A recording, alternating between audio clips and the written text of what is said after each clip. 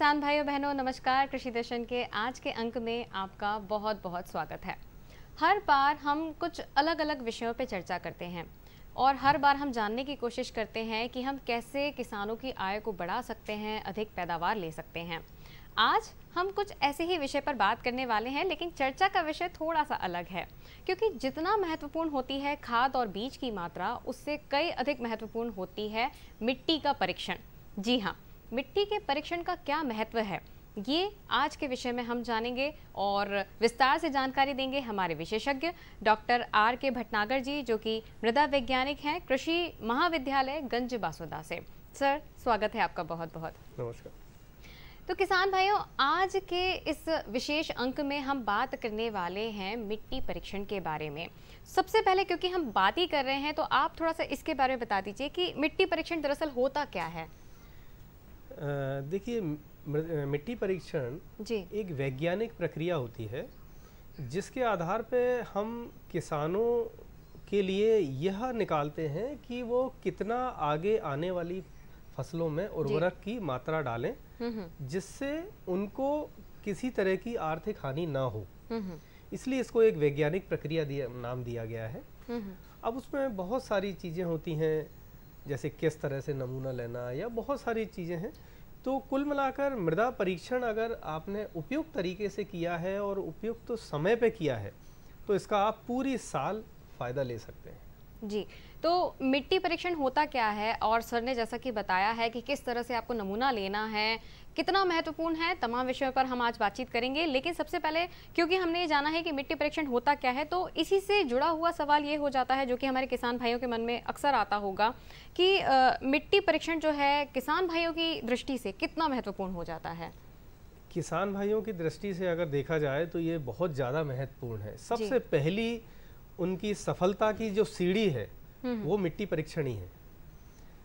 अब मैं आपको इसका महत्व ऐसे समझाता हूँ कि यदि किसान भाई जैसे खरीफ में बोनी से पहले और उनके पास यदि उनके जो मृदा है उसका पोषक मान यदि उनके पास उपलब्ध है तो वो ये मात्रा निकाल सकते हैं कि हमको 3 बोरी नहीं, हमको 2 ही बोरी यूरिया या 2 ही बोरी और DAP की जरूरत है, एक उदाहरण के तौर पर। जी।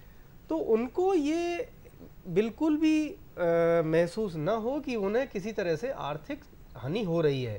और फिर आप देखेंगे कि जब पूरे एक सीजन के बाद, जैसे खरीफ ऋतु है, उस खरीफ ऋतु के बाद यदि वो किसान भाई अपनी फसल का आय व्यय का मूल्यांकन जब करेंगे तो वो देखेंगे कि इस मृदा परीक्षण के आधार पे जो उन्होंने उर्वरक दिए हैं उसके आधार पे उनका जो बेनिफिट है, उनका जो आय है, वो मात्रा आप बढ़ी हुई देखेंगे। जी, तो क्या ये जो मिट्टी परीक्षण की हम बात कर रहे हैं, क्या ये साल में कभी भी किया जा सकता है या कुछ एक हमारी फसल हो जाती है उसके बाद ही हम इसे कर सकते हैं?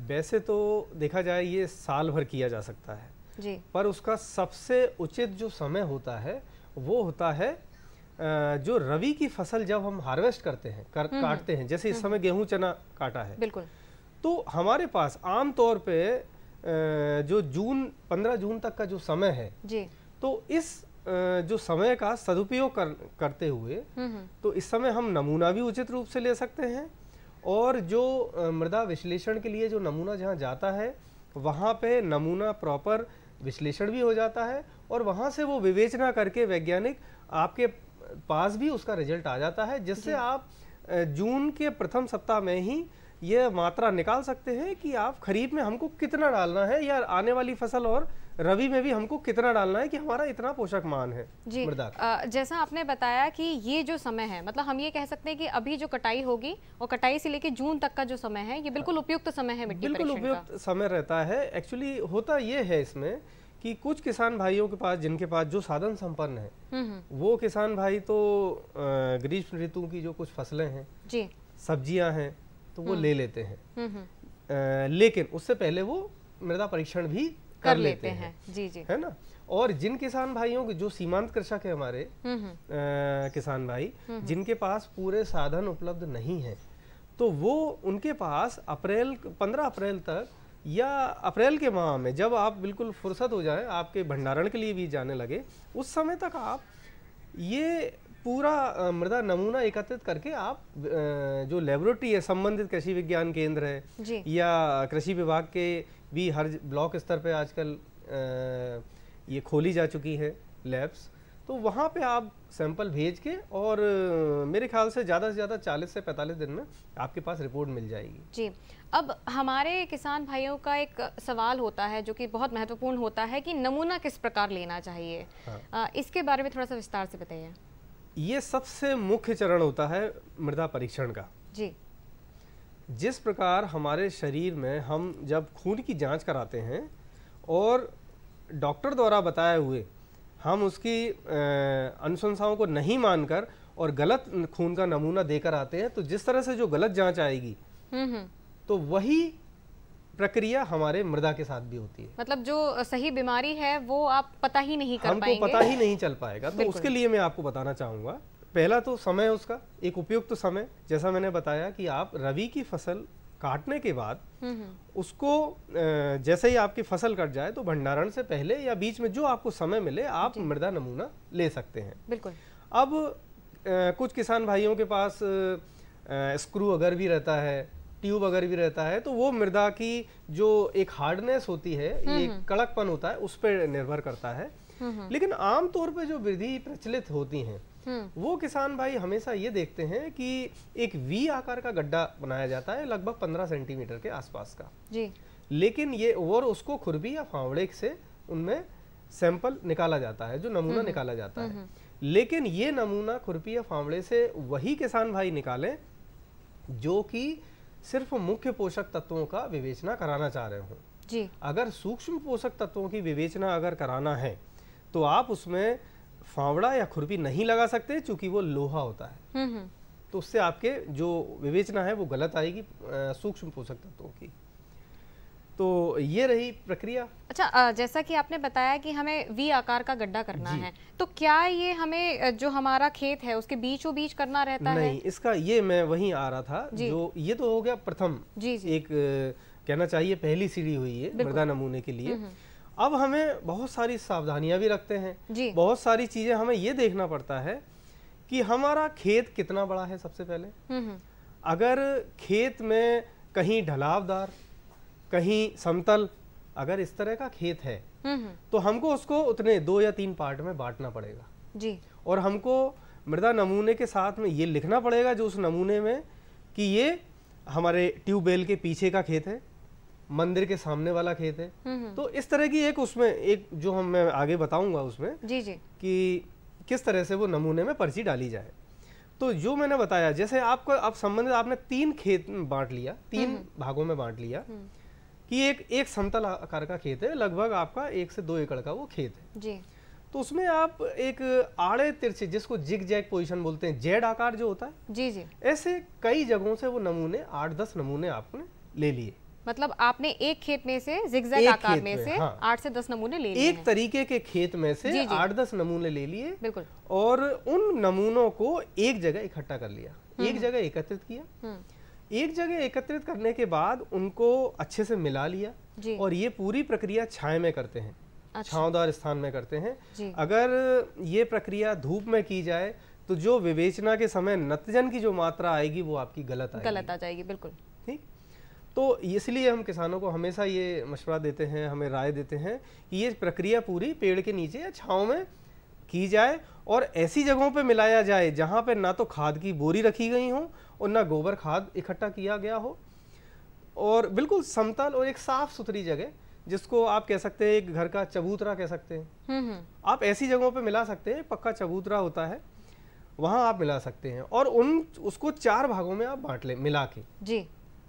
और ये उसमें से 3 भाग अलग कर दें, एक भाग को रहें, फिर उसको आपस में मिलाएं।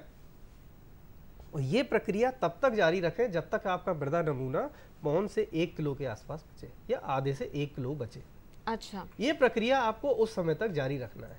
काफी महत्वपूर्ण जानकारी यहाँ पे। फिर जब आप ये प्रक्रिया जारी रखेंगे, आपके पास आधे से 1 किलो नमूना बचेगा, उस वक्त आपका ये सही मायनों में प्रतिनिधि नमूना कहलाएगा।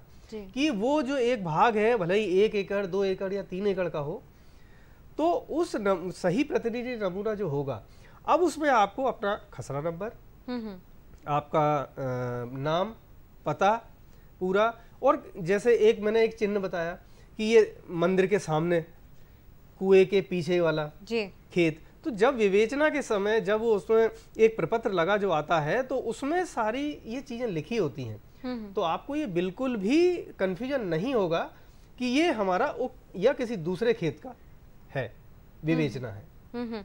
तो उसी संबंध में आप जो भी उसकी विवेचना होगी, और वो उसी आधार पर उस खेत में जो भी आप फसल लेंगे उसमें आप उतना उर्वरक डाल सकते हैं उस विवेचना के। अच्छा, ये जो आपने बताया है कि हमें नमूना जो लेना है एक खेत में से लेना है, अभी हमने ये एक खेत की बात करी है, मतलब जो हमने 3 भाग बांटे हैं उसमें से एक की बात करी है, क्या बाकी के दोनों भाग में भी यही प्रक्रिया है? यही प्रोसीजर हम अपनाते हैं जी। हमने इसलिए अलग अलग भागों में इसलिए बांटा है कि समतल भाग की जो उर्वरता का स्तर है वो अलग होगा, ढालू भूमि का स्तर अलग होगा, और कहना चाहिए कि कहीं जैसे जल भराव की स्थिति हो जी, वहाँ का अब कहना चाहिए कि वहाँ पे मिट्टी बहकर आ जाती है और पानी जब भरा रहता है तो वहाँ का मृदा का उर्वरता स्तर अलग होगा बिल्कुल। तो ये सारी अब ऐसी कई जगह होती हैं जहाँ पे आप हर फसल नहीं ले सकते, तो आपको उन बातों का ध्यान रखना पड़ेगा, और इसीलिए मैंने अलग अलग भागों में बांटने की बात कही। प्रत्येक भाग में हमें वही करना है जब तक वो आधा 1 किलो का नमूना ना बच जाए।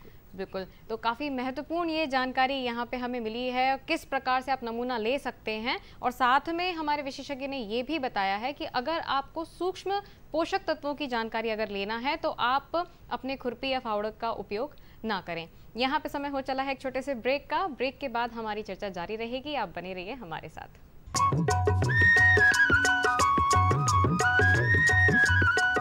अरे सुन तो, मुझे क्या सुनाना चाहते हो? जो सुनाओ मेरी सौतन को। किसको? अरे वही तुम्हारा मोबाइल फोन जिससे सुबह शाम दिन रात चिपके रहते थे और कहते थे किसान कॉल सेंटर से बातें हो रही हैं।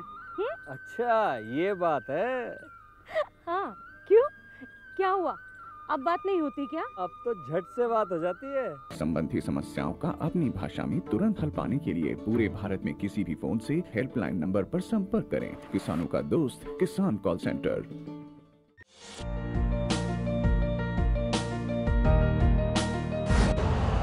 यूरिया का स्वदेशी उत्पादन 70 लाख टन बढ़ाने के लिए 6 उर्वरक संयंत्रों का उद्धार किया जा रहा है। FCIL के गोरखपुर, सिंदरी, तलचर और रामागुंडम संयंत्र, HFCL की बरौनी इकाई और BVFCL की नामरू फोर्थ। सोने पर सुहागा ये है कि देश में अब बनेगा सिर्फ नीम लेपित यूरिया, क्योंकि इससे होगा किसानों का फायदा ही फायदा। अनाज का उत्पादन 10% तक बढ़ेगा, बढ़ेगी 10 से 15% नाइट्रोजन क्षमता।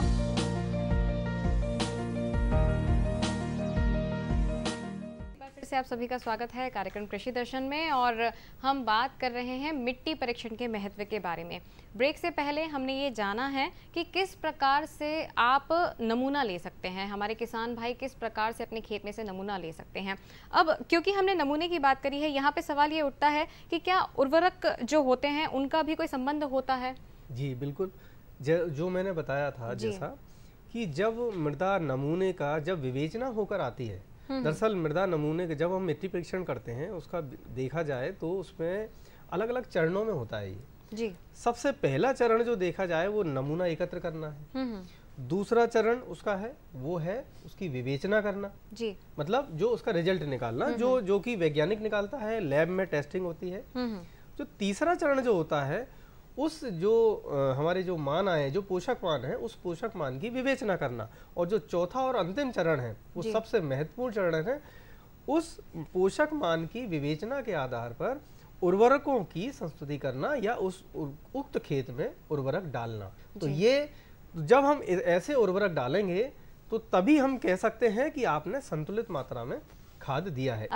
अगर देखा जाए तो मिट्टी परीक्षण जो है इसके लिए सरकार भी योजना चला रही है, सॉइल हेल्थ कार्ड जिसे कहते हैं, क्या वो भी इसी उद्देश्य से की जाती है? बिल्कुल, उसका मुख्य उद्देश्य यही है कि किसानों की आय को, जैसा कि माननीय प्रधानमंत्री जी ने 2022 के लिए जो उन्होंने एक टारगेट दिया था कुछ वर्ष पहले, वो यही था कि किसानों की आय को दोगुना करना। जी जी। तो उसमें सबसे जो पहला चरण था वो यही था, किसान ये जो सॉइल हेल्थ कार्ड का था, यही था। और इसमें अगर हम देखे जाए कि मिट्टी का जब हम परीक्षण करते हैं तो इसका मुख्य उद्देश्य क्या होता है? क्या हमें जो सूक्ष्म तत्व होते हैं उनकी जानकारी लेनी होती है या सिर्फ हमें पोषक तत्वों की ही जानकारी लेनी होती है? देखिए होता क्या है, एक फसल, कोई भी आप फसल लेते हैं जब, तो मुख्यतः 21 एक तत्व होते हैं जिन पे पूरी फसल निर्भर होती है जी। जिसमें कि 17 तो आवश्यक होते हैं और 4 एक कहना चाहिए कि बेनिफिशियल होते हैं, कि वे एक लाभदायी होते हैं उनके लिए। तो जो 17 आवश्यक तत्व हैं, वो 17 आवश्यक तत्व में से एक भी तत्व की अगर पूर्ति ना हो तो पौधा अपनी पूरी जीवन प्रक्रिया पूरी नहीं कर पाएगा। तो कुल मिलाकर आपकी फसल अधूरी रह जाएगी और आपकी फसल को बहुत नुकसान होगा। तो आपको जो पूरे फसल जो पूरे निकालना है सारे तत्व जी, तो मेरी अनुशंसा यही है कि आप हर 3 वर्ष में कम से कम सूक्ष्म पोषक तत्वों का एक बार तो आप निकालें, क्योंकि ये बहुत आसानी से कम नहीं होते।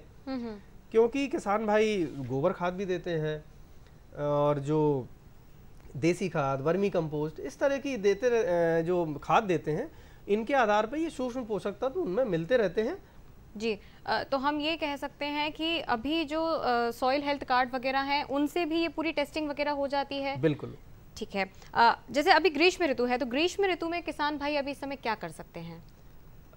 इस समय किसान भाई देखिए, जिन किसान भाइयों के पास सिंचाई की सुविधा है जी, तो वो तो सब्जियां वगैरह लगा लेते हैं, मूंग उड़द है ग्रीष्मकालीन, तो वो लगाते हैं जी। लेकिन जिन किसान भाइयों के पास सिंचाई की सुविधा पर्याप्त उपलब्ध नहीं है, वो किसान भाई अपना ये समय, बहुमूल्य समय, एक तो मृदा परीक्षण के लिए सबसे पहला जो कार्य है वो करें, और दूसरा वो कर सकते हैं जैविक खाद बनाने का।